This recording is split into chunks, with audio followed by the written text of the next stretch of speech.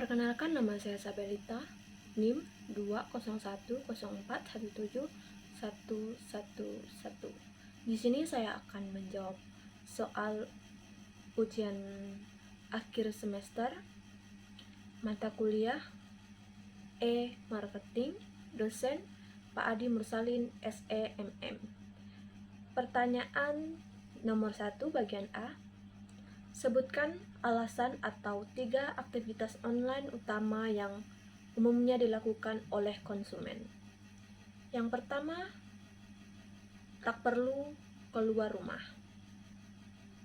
Alasan berbelanja online lebih disukai yang pertama adalah tidak perlu repot datang ke toko fisik secara langsung. Konsumen tinggal membuka handphone dan memilih media belanja sesuai pilihan. Dari proses pemilihan barang sampai ke lokasi, konsumen hanya menunggu saja tanpa perlu pergi menjemput. Yang kedua, promo banyak. Alasan belanja online sekaligus salah satu daya tarik yang membuat banyak orang belanja secara online. Promo yang ditawarkan marketplace, website, atau platform lainnya bisa membuat banyak orang tergiur. Promosinya pun beragam jenisnya.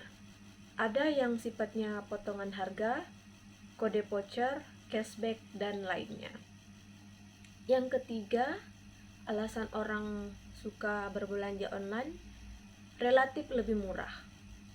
Alasan belanja online disukai banyak konsumen karena merasa belanja online selain mudah dan efektif, metode belanja ini juga diyakini lebih murah dari belanja langsung ke toko fisik. Anggaplah jika membeli barang elektronik di toko fisik akan terasa lebih mahal dibandingkan secara online. Banyak toko online menawarkan produk yang bagus serta murah di kantong. Jawaban bagian B. Pertanyaannya, apa manfaat yang didapatkan oleh pemasar dengan memahami motivasi atau alasan konsumen untuk melakukan aktivitas online?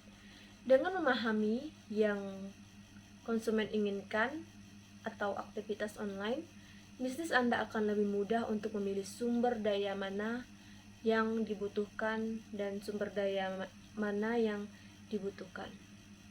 Banyak hal yang membuat masyarakat mulai berbelanja online. Salah satu alasannya itu tertarik dengan manfaat gratis ongkir yang kerap menjadi bahan promo di berbagai e-commerce sebanyak 54,9%. Selanjutnya, kupon dan diskon menjadi alasan kedua sebagai alasannya, sebanyak 52,3%. Pertanyaan yang nomor 2. Apa kontribusi internet dan apa relevansinya dengan strategi atau pemasaran? Dapat mempertimbangkan bentuk langsung dan tidak langsung. Kontribusi pendapatan langsung secara online, penilaian tersebut kontribusi langsung dari internet atau media digital lainnya untuk penjualan. Biasanya dinyatakan sebagai persentase dan dari pendapatan penjualan. Keseluruhan kontribusi promosi tidak langsung secara online. Penilaian promosi pelanggan baru atau dipertahankan yang menggunakan sumber-sumber informasi online dan dipengaruhi sebagai hasilnya ini adalah useful for pengaturan tujuan, menyoroti pentingnya saluran baru. Pertanyaan yang ketiga, jelaskan hubungan antara e-marketing dan e-bisnis dan mengapa mereka dianggap secara terpisah.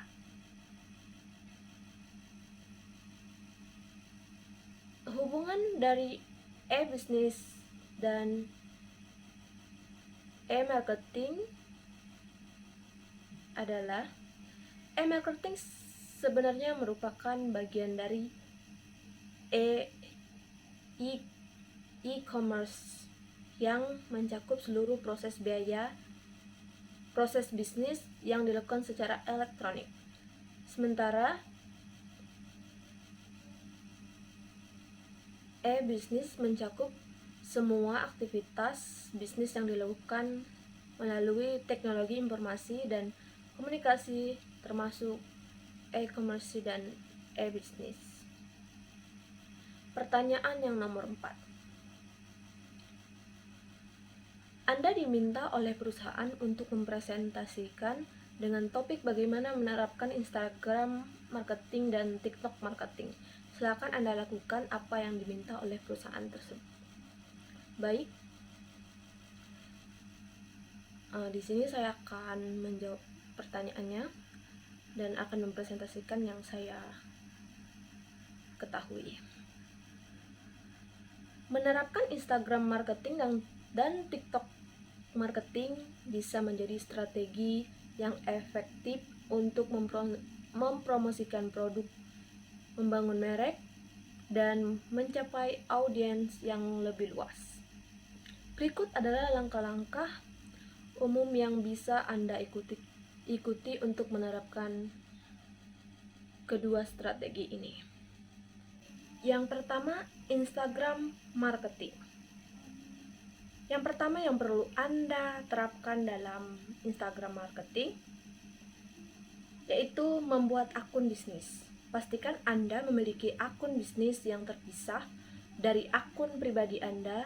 Ini akan memberi Anda akses ke alat pemasaran tambahan dan analitik yang berguna. Yang kedua, tentukan tujuan. Identifikasi tujuan spesifik dari kampanye Anda, seperti meningkatkan kesadaran merek, meningkatkan interaksi, atau mengarahkan lalu lintas ke situs web. Yang ketiga, identifikasi target audience. Ketahui siapa target audiens Anda. Gunakan fitur analitik Instagram untuk memahami karakteristik demografis, minat, dan perilaku audiens Anda. Keempat, kembangkan konten yang menarik. Buat konten visual yang menarik dan berkualitas tinggi, termasuk gambar, video, dan cerita singkat. Gunakan cerita dan IGTV untuk variasi konten. Yang kelima, gunakan hashtag dengan bijak. Gunakan hashtag relevan untuk membantu orang menemukan konten Anda. Teliti dan tentukan hashtag yang populer dan relevan untuk setiap postingan. Yang keenam, interaksi dengan audiens. Balas komentar dan pesan secara aktif dan lakukan interaksi dengan pengikut Anda. Ini akan membantu membangun koneksi dan komunitas dengan audiens Anda. Yang 7 atau yang terakhir, jadwalkan postingan secara konsisten. Buat jadwal postingan yang konsisten untuk menjaga keterlibatan dan kehadiran Anda di platform. Yang kedua, menerapkan TikTok marketing. Dalam menerapkan TikTok marketing melibatkan beberapa langkah yang perlu dipertimbangkan. Yang pertama, pahami audiens Anda dan pastikan Anda juga sudah mempunyai akun TikTok. Sebelum memulai pemasaran di TikTok, identifikasi siapa target audiens Anda. Apakah mereka remaja, milenial, atau golongan usia tertentu. Pahami referensi dan minat mereka agar kampanye Anda lebih relevan. Yang kedua, buat konten kreatif. TikTok adalah platform yang berfokus pada video pendek dan kreatif. Pastikan Anda menarik, menghibur, dan memikat audiens. Gunakan musik populer, tantangan, atau tren yang sedang berlangsung untuk memperkuat daya tarik. Yang ketiga, ikuti tren dan tantangan. TikTok selalu memiliki tren dan tantangan yang sedang berlangsung. Cari tahu apa yang sedang populer dan ikutilah di dalamnya dengan menyematkan merek Anda. Tetapi pastikan konten Anda selaras dengan nilai-nilai merek dan tidak mengesampingkan tujuan pemasaran Anda. Yang keempat, jalin kemitraan dengan kreator TikTok. Rekrut kreator TikTok yang populer dan relevan dengan niche atau industri Anda. Mereka memiliki pengikut setia dan dapat membantu memperluas jangkauan kampanye Anda. Yang kelima, gunakan iklan berbayar. TikTok menyediakan berbagai jenis iklan berbayar, seperti iklan di feed, iklan tampilan halaman, dan iklan tampilan merek. Gunakan opsi iklan berbayar untuk mencapai audiens yang lebih luas dan mendapatkan hasil yang lebih cepat. Yang keenam atau yang terakhir, pantau platform kampanye. Tetapkan tujuan yang jelas dan pantau performa kampanye Anda. Gunakan analitik TikTok dan alat analisis lainnya untuk memahami apakah kampanye Anda berhasil dan apakah perlu membuat perubahan. Soal yang kelima atau yang terakhir, Anda sudah diminta untuk memberi komentar terhadap 2 video di Instagram Bapak. Apa judul kedua video tersebut? Coba saudara jelaskan isi video di Instagram Bapak dan tunjukkan screenshot komentar Anda terhadap 2 video tersebut. Judul video yang pertama, Paid Advertising vs Organic Advertising.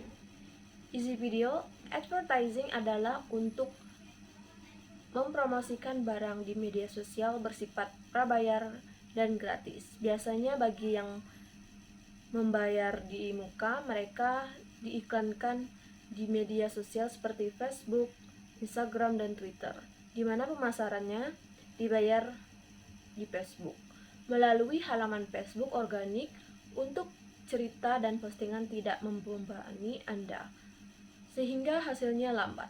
Kampanye ini hanya menjangkau pengikut Anda. Selanjutnya, video yang kedua, strategi meningkatkan penjualan dan dalam Facebook marketing. Pematerinya Pak Denny.